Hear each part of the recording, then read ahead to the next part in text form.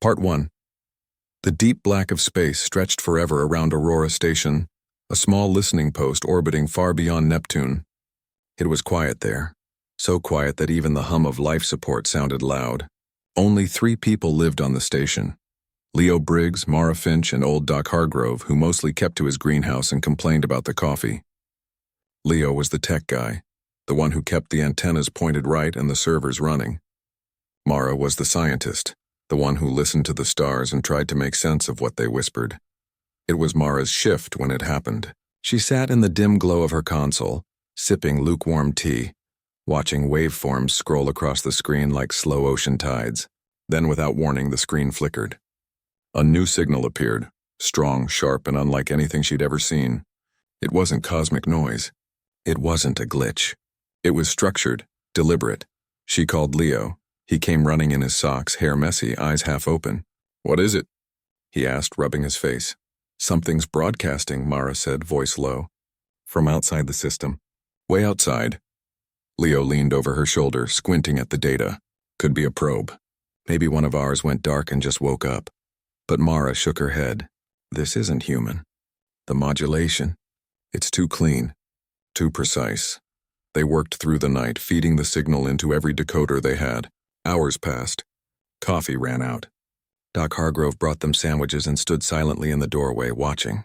Finally, just before dawn shift, the system pinged. It had cracked the outer layer. What played through the speakers wasn't music or static. It was language translated through a math-based cipher into plain English. A voice cold and mechanical spoke. Species designation Terran. Origin Sol 3. Classification non-sentient biological anomaly. Threat level negligible. Verdict sterilization authorized. Leo froze. Mara's hands trembled over the keyboard. The transmission continued.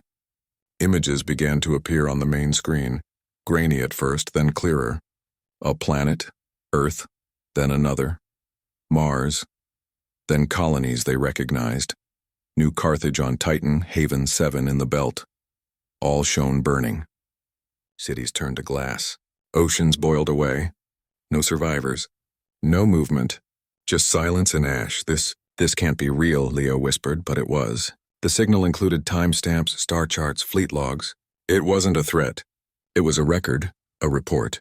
The Ketheri, whatever they were, had already attacked human outposts. And now they were coming for Earth. Mara tried to contact Earth Command, but the long-range comms were jammed. Not by accident. Someone or something was blocking outgoing signals. The Ketheri didn't want humanity to warn itself. They wanted Earth to be surprised, helpless. For 2 days, the 3 of them sat in stunned silence, watching the same footage over and over. Doc Hargrove stopped tending his plants. Leo stopped sleeping. Mara barely ate.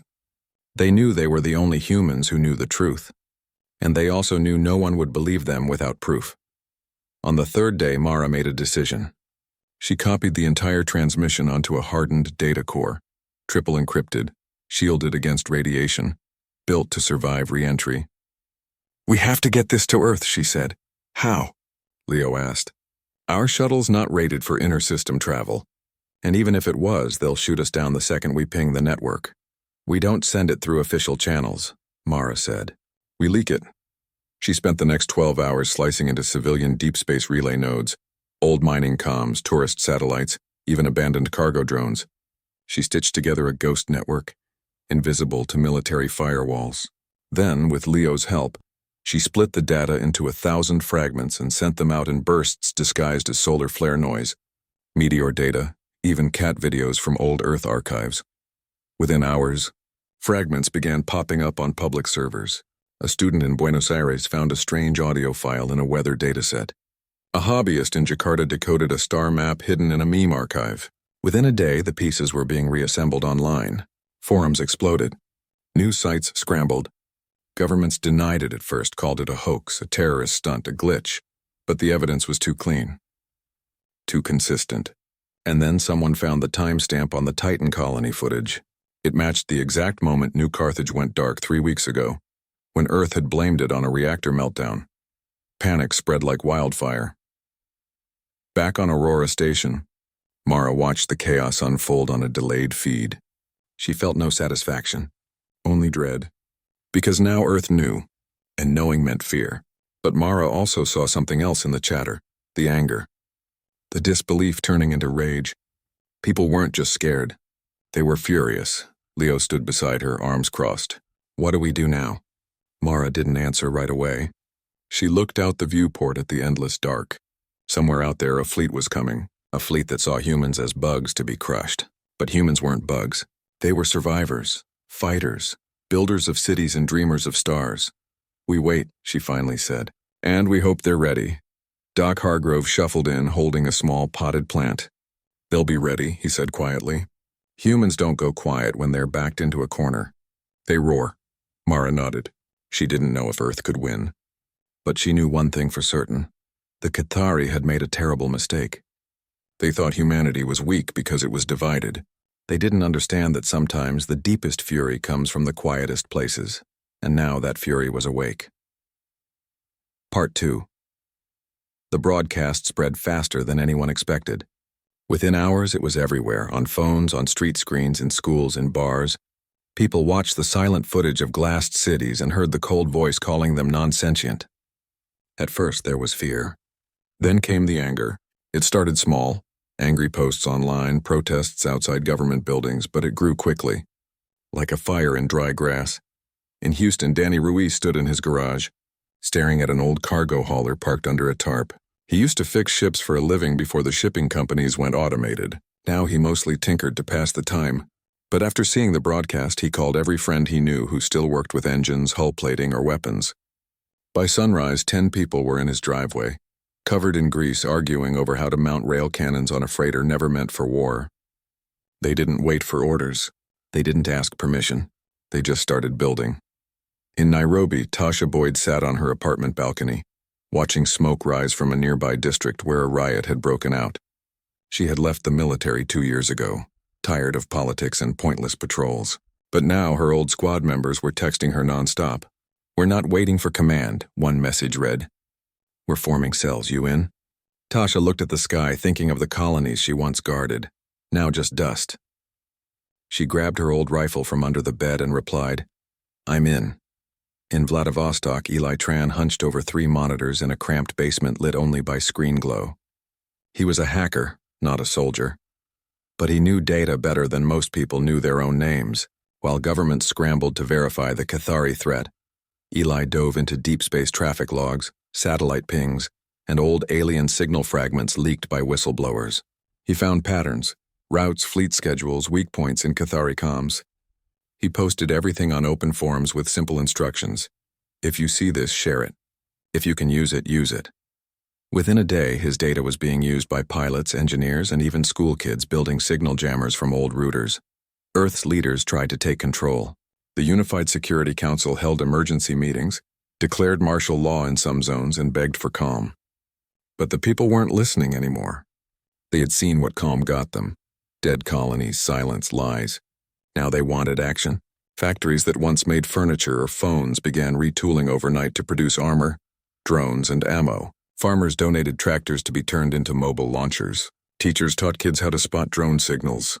Grandparents shared old war stories not to scare but to prepare. Governments finally gave in.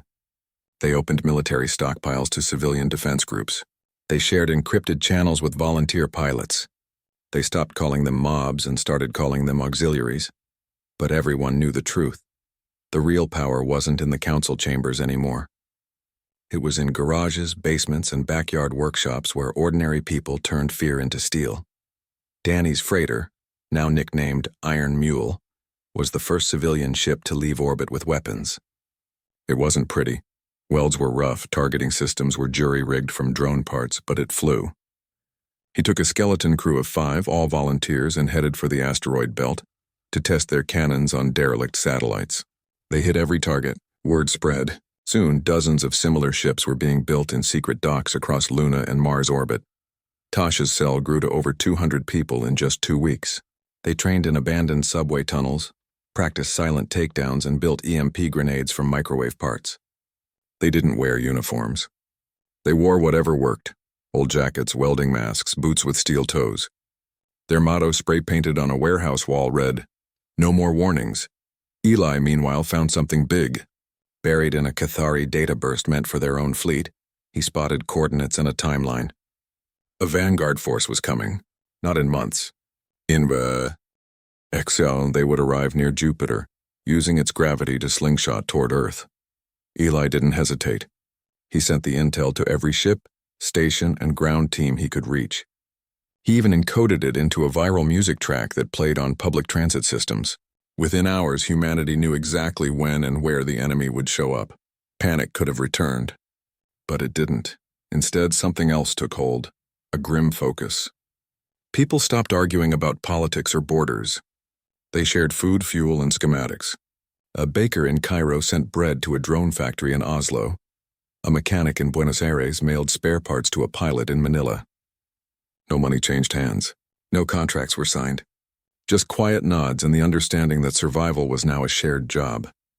Back on Earth, children played different games now. Not pretend heroes or space explorers, but defenders. They built forts out of cardboard and called them shield walls. They practiced hand signals for silent communication. Teachers didn't stop them. They joined in, turning lessons into survival drills. The Cathari had expected a broken species, divided, slow, easy to erase. They didn't know that humans, when pushed too far, didn't just fight back. They changed. They adapted.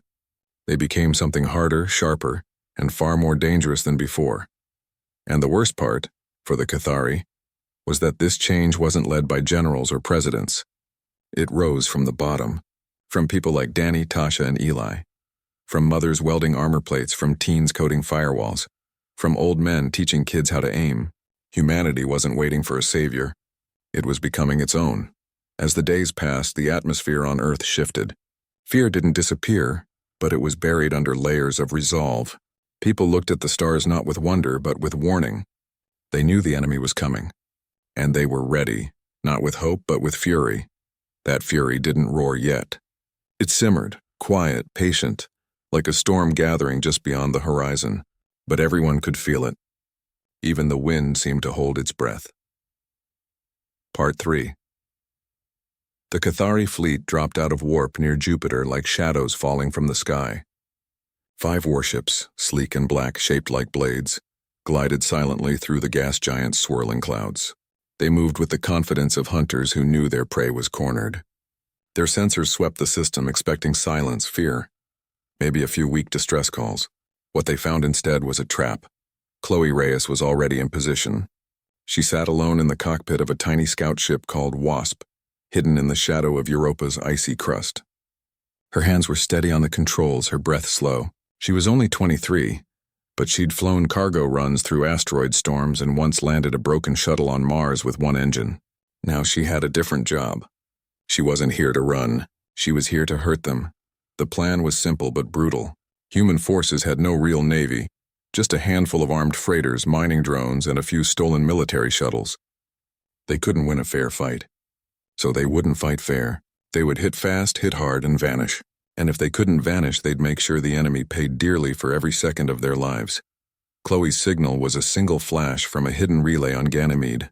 The moment she saw it, she fired her thrusters and shot toward the largest Cathari ship, the command vessel.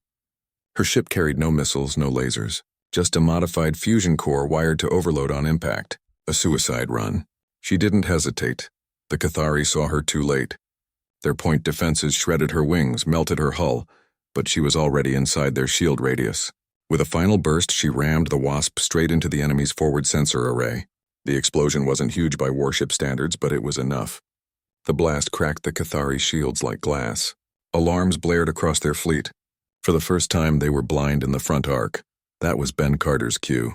He stood deep inside Ganymede's abandoned mining tunnels, surrounded by wires, timers, and 3 old fusion reactors, jury-rigged into a single, unstable mass.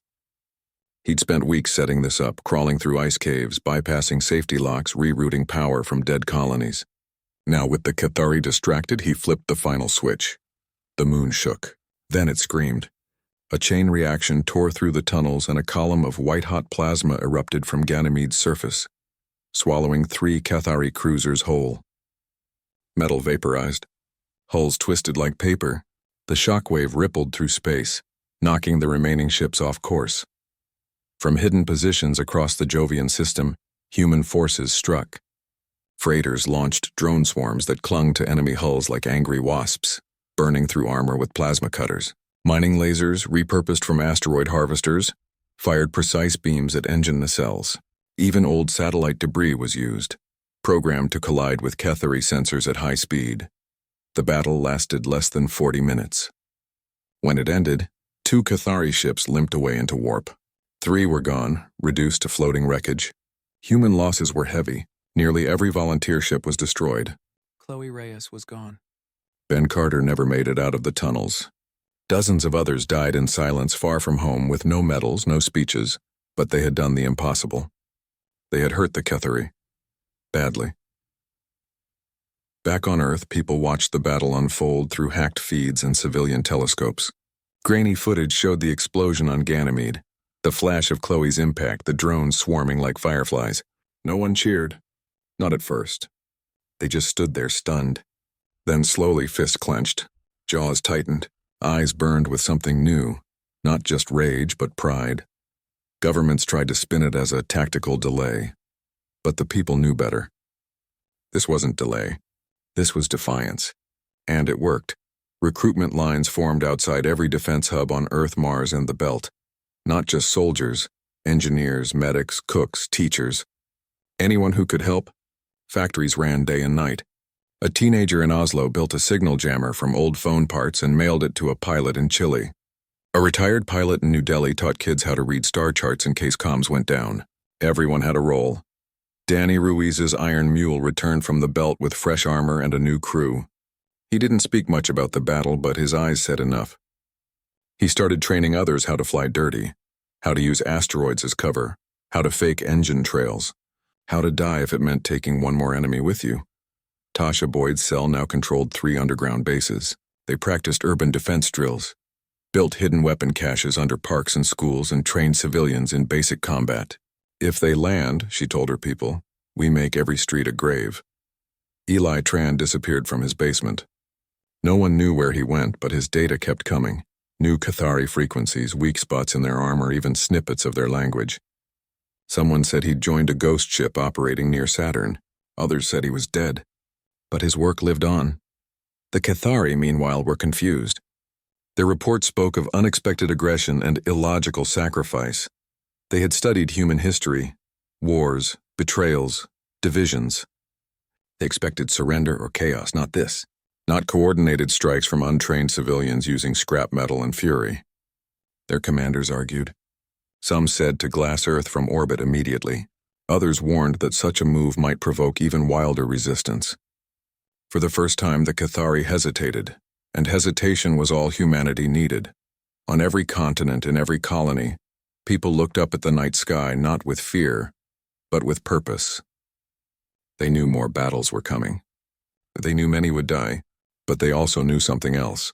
The Cathari had made a mistake. They thought humans were weak because they cried, because they loved, because they built instead of conquered. But those were not weaknesses. Those were reasons to fight harder. The broadcast that awoke humanity's darkest fury had done its job. Not by scaring them into submission, but by showing them what they would lose and what they would become to protect it. Now, as ships were rebuilt and plans were drawn in chalk on warehouse floors, one truth settled over Earth like a vow. They would not be erased. Not quietly.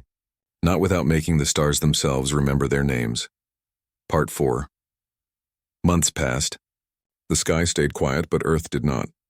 In every city, every station, every hidden workshop, people worked like the world depended on it, because it did. The early days of panic were gone. Now there was only focus, only purpose. Humanity had tasted its own rage, and it had changed them. They were no longer just defending.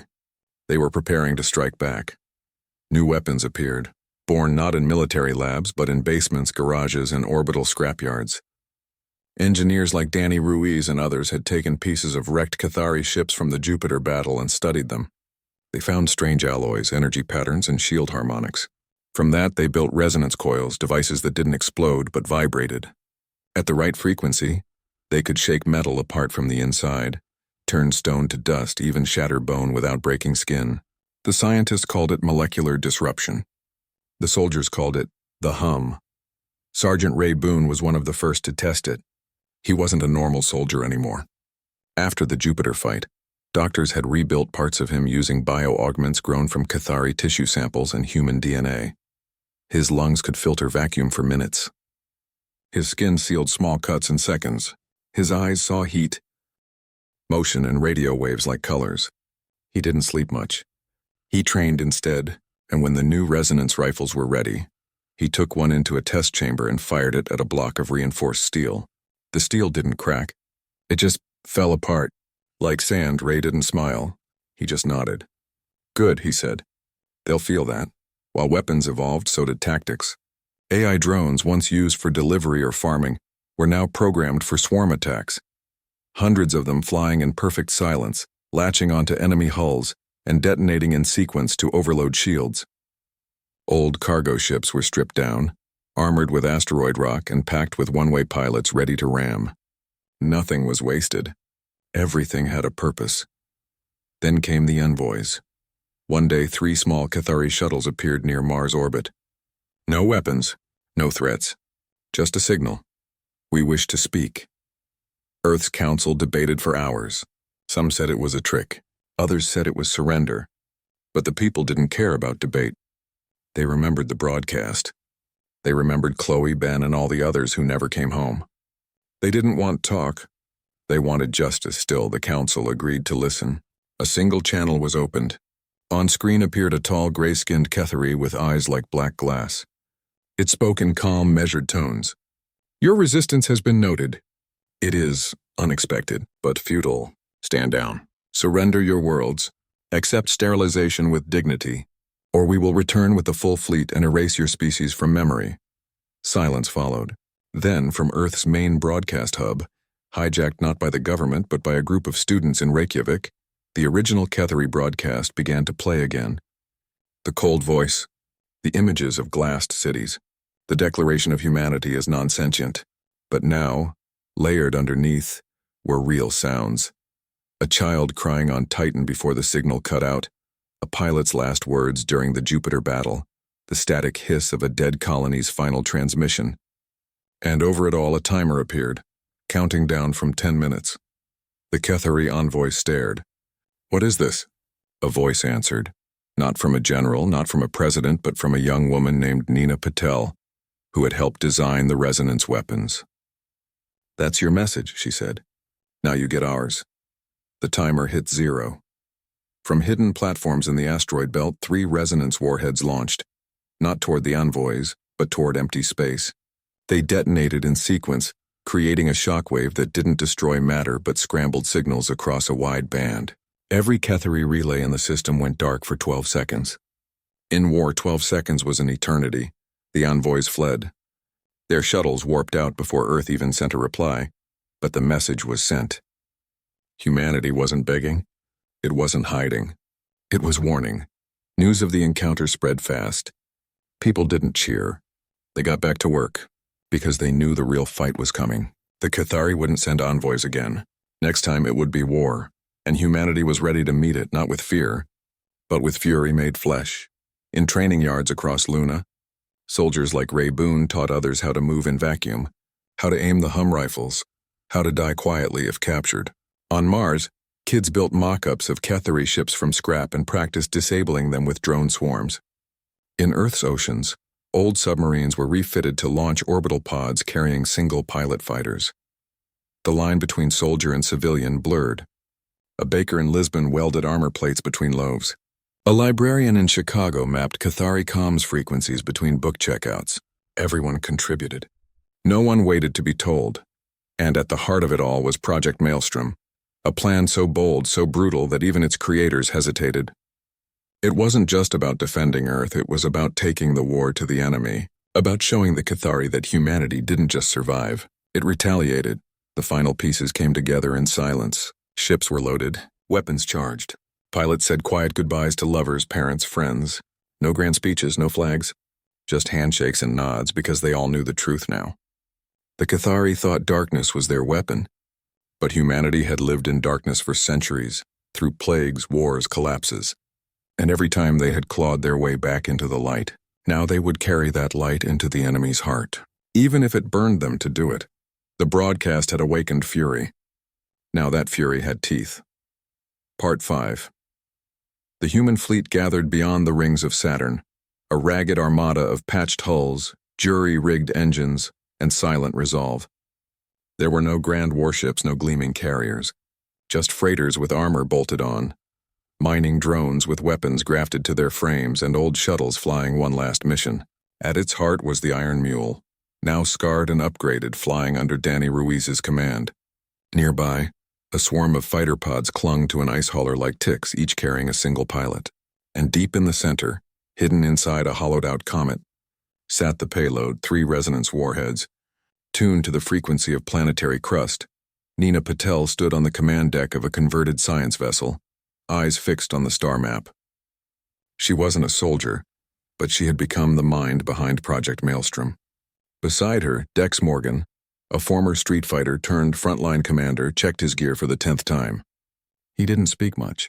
He didn't need to. His presence was enough. Calm, hard, ready. Their target was Vexus Prime, the Cathari forward staging world. Not their home world. That would come later. But Vexus was where their fleets gathered, where their weapons were built, where their arrogance lived.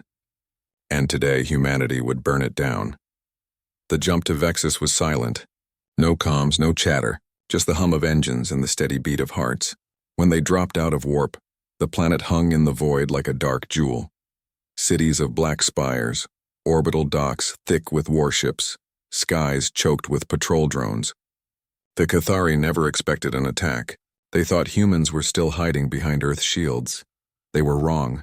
The first wave hit fast.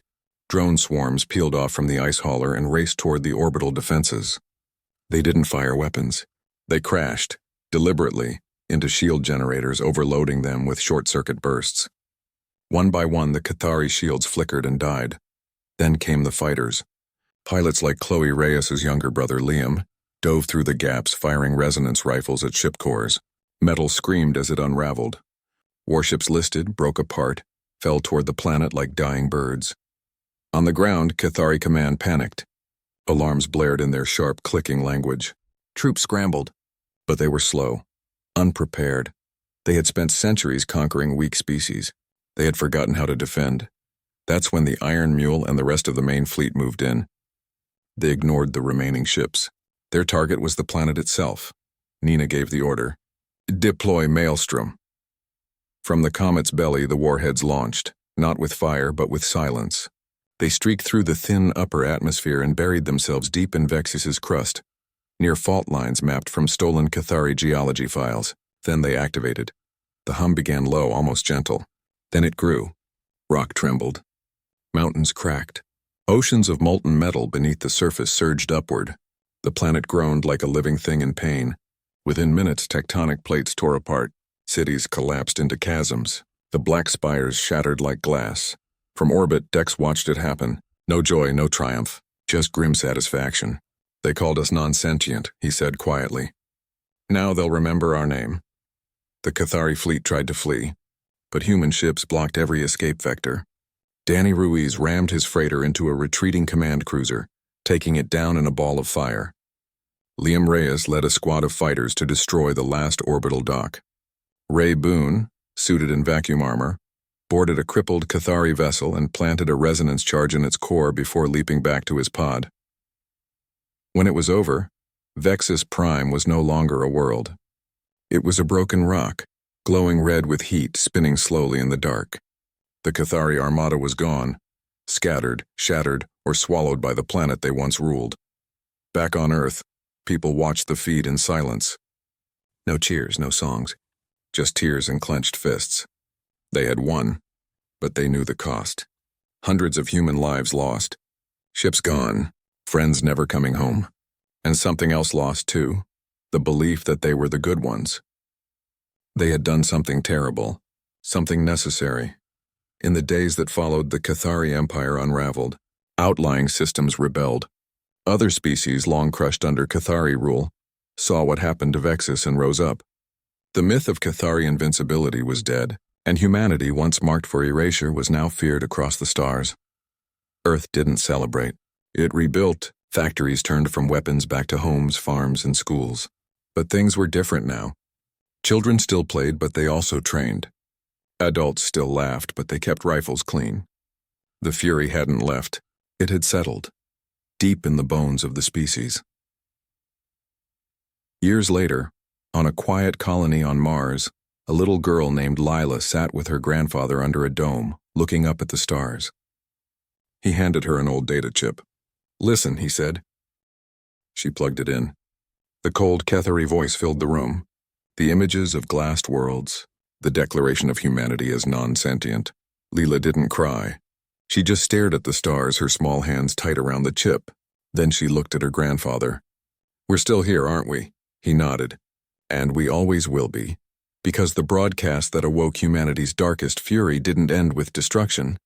It ended with a promise, spoken not in words but in every ship built, every weapon forged, every child taught to stand tall. Never again would they be silent. Never again would they be prey." And somewhere in the endless dark between stars, the Kethery remembered, not with pride, with fear, for they had learned the hardest truth of all.